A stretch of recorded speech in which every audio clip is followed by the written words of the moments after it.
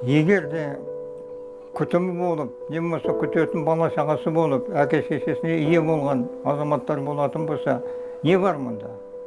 Менің есебі бала шағам болып, мені күтетін болса, қыз болсын, ұл болсын, мұнда менің қандай жұмысым бар?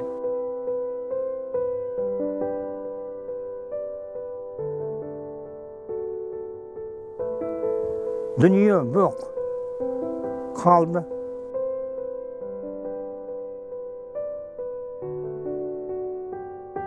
Барлық адам әдемі үй салуға, әдемі үйде тұруға талпынады. Ал көзі тірісінде ақыреттік үйін салған адамды көрдіңіз бе? Біздің түсірілім тобымыз бұндай адамды өз көзімен көрді. Қазір қарттар үйінде тұратын Шәкенұлы Сағадат есімді атамыз соңғы сапарға аттандырар туыстары қалмағандықтан өзінің қабірін өзі қазып, өз асын өзі беріп, мынадай мәрмәр тақтаға туған жылын қашап, қайыс болар мерзіміне бос орын қалдырып, бақилық сапарға дайындалып қойған. Бүгінгі шығарылым осы Сағадат атамыз туралы болмақ.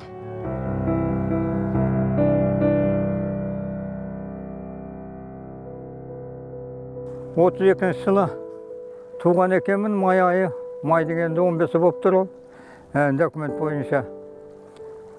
Сол астықта баяннан осы тоғай жиегіне көп халық шұбырып түскен ғой. Сонда келе жатқанда шешемнің айтысы, қондық, күзгі уақыт еді, жер қатаң, күн салқын. Сол отырған жерінде әкем доңғалаққа сүйеніп өліп қалды. Сосы көбі ертістің жиегіне келгеннен кейін ашаршылықтан не болған жоқ па? Тыйылып, балық аулап, орыстардың огородын болысып, картофия салып жеп. Оған дейін білетін болса, қазақ біздің өлі ме? Өлмейді ғой қазақ. Бірақ енді баян ауылда балық аулайтын жерде жоқ қой онда. Су жиегін жағалаған адам аш болмайтын көрінеді ғой. Мә, рахмет, ничего не ловится. Не клюет. Не клюет что-то. Ну что ты, без червей, без ничего, без леска дал.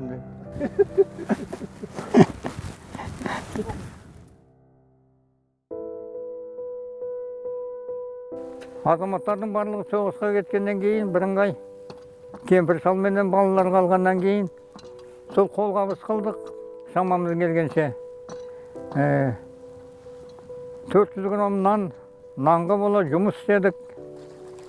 50 жылы Алланың берген бір несіменен учетчик болып кеттім. Учетчик болдым. Байғоныстың 4-ші отделениесінде завхоз болдым. Бригадир болдым шөпте. Продавец болдым.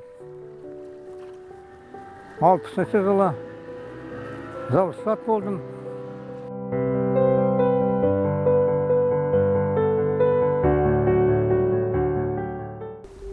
Мұнда келгелі 11 жылы келдім ғой. Неге келдім деп өкінбеймін. Неге? Тәрбие, тазалық, денсаулыққа болсын, жүріс тұрысыңа болсын, киім киюге болсын, ешқандай не жоқ. Кемшілік. Комнатаны көріп отырсыңдар, кітап оқимын, болмаса телевизор көремін. Тамақтың арасында бір шай ішкің келсе, шай ішесің келіп. Содан кейін бір кесе ғой, қасықпенен жуам, апарып қоям. Ташпағым бар. Құбылам мінекей.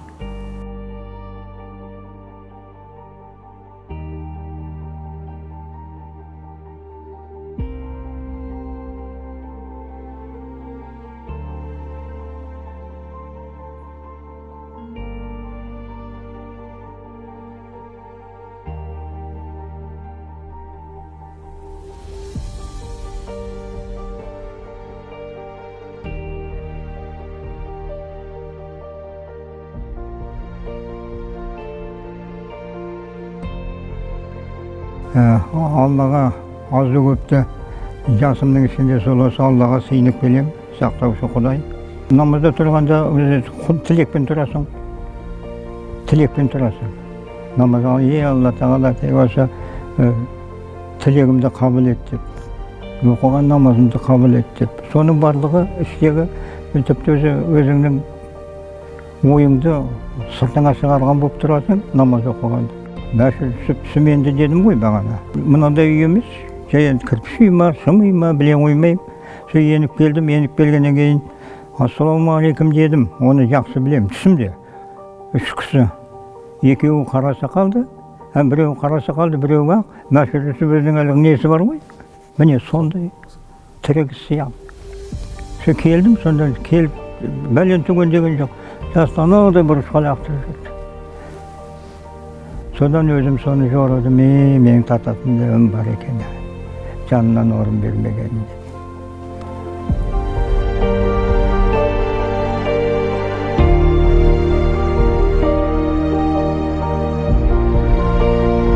Он 18-ші жылы 1 июльде осында ас бердім көзімнің тірісінде. Анау Байғоныста өзімнің өсіп өнген жерім ғой. Содан шақырдым кісіні. Мекеурімдегі ағайын дәмдес болған, қаладағы ағайындар. Келді бір сыпыра кісі, 200-ге жуық. Шақырған кісім көп еді. Көзім тірісінде ас беріп, Құран бағыштатып, Құран бағыштағанда мен өзіме бағыштатқанмын жоқ. Құранды бәйбішеме бағыштаттым. Енді мен тірі кісімін ғой. Бірақ асты мен өзіме арнап, өзімнің қайтқанда баяғы беретін қонағасы деп. Ақша сұрағанмын жоқ, ешкімнен Алла Тағала тек сұратпасын да. Маған сенің мынауың деп, енді келген кісідер енді садақа салды мұнда. Біз садақа салғанда мен ол садақаның бір тиын да пайда қылғанмын жоқ. 147 мың ба жиналып еді. Соны мен әлгі бас көз болып жүрген бағана үйді көрсеттім ғой. Үйді бәрін тапсырып кеттім дедім ғой. Сол балаға тағы да сен мынаны істе, мынаны істе, туалет қаз, туалет істеп ал деп өзін кірпішін бәрін әкеп беріп, сол садақаны соған жұмсадым. Бір тиын да пайда алғам садақа.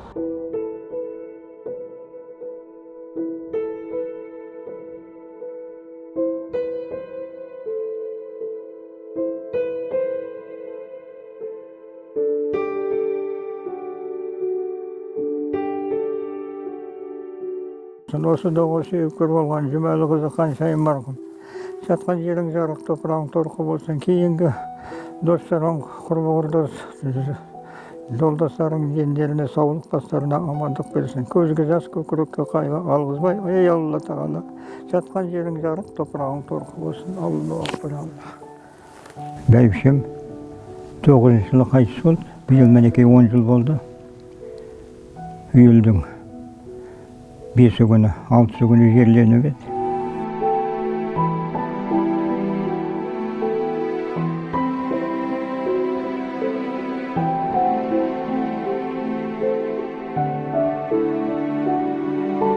Алпыс бесінші жылы жұрт мінбеген ГАЗ-20 деген Волганы міндім.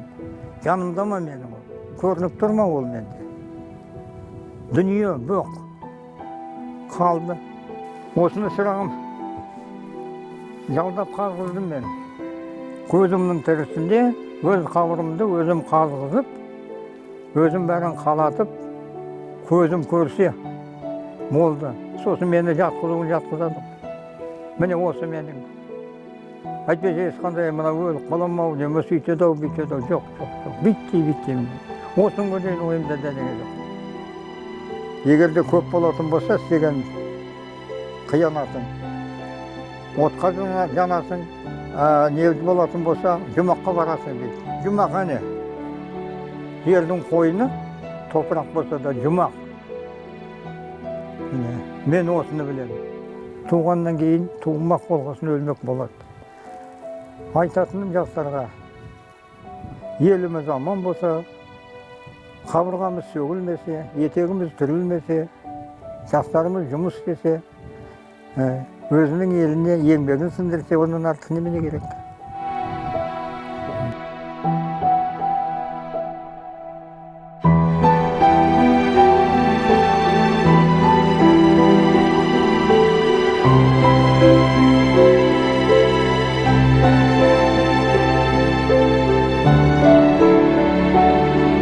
осыдан былай азаматтар әке шешесіне ие болып жібермесе, қарттар үйіне ешкімнің келгісі де келмейді.